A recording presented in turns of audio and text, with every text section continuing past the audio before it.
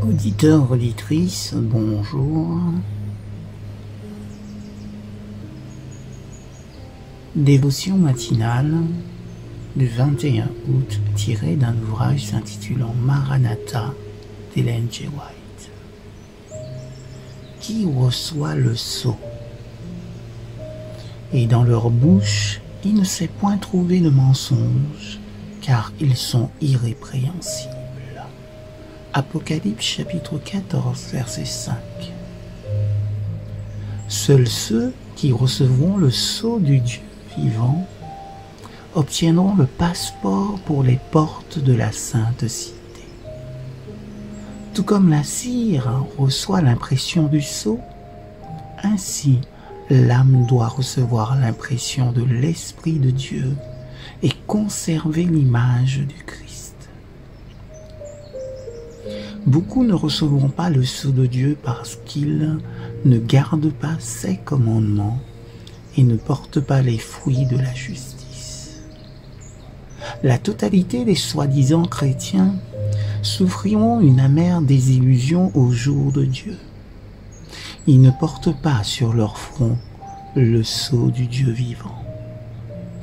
Tièdes et irrésolus, ils déshonorent Dieu beaucoup plus que les incrédules déclarés. Ils marchent à tâtons dans les ténèbres, alors qu'ils pourraient cheminer à la lumière du midi de la parole sous la conduite de celui qui n'erre jamais. Ceux que l'agneau guidera aux fontaines d'eau vive et des yeux desquels il essuiera toute larme seront ceux qui maintenant reçoivent la connaissance et la compréhension révélée dans la Bible, la parole de Dieu. Nous ne devons imiter aucun être humain. Il n'y a aucun être humain suffisamment sage pour être notre modèle. Nous devons contempler l'homme Jésus-Christ, qui est complet dans la perfection de la justice et de la sainteté. Il est l'auteur et le consommateur de notre foi. Il est l'homme modèle. Sa vie est la mesure de la vie que nous devons atteindre. Son caractère est notre modèle.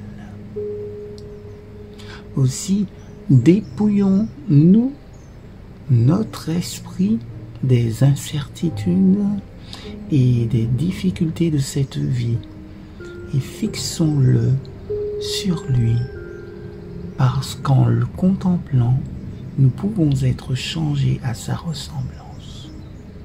Nous pouvons fixer nos regards sur le Christ pour notre bien. Nous pouvons être en sécurité en le contemplant, car il est omniscient. En le regardant et en pensant à lui, il se formera dans notre être intérieur l'espérance de la gloire. Efforçons-nous donc, avec toute la puissance que Dieu nous donne, de faire partie des 144 000. Seuls ceux qui recevront le sceau de Dieu vivant obtiendront le sauf-conduit pour franchir les portes de la sainte cité. Excellente journée sous le regard béni de notre Seigneur Jésus-Christ.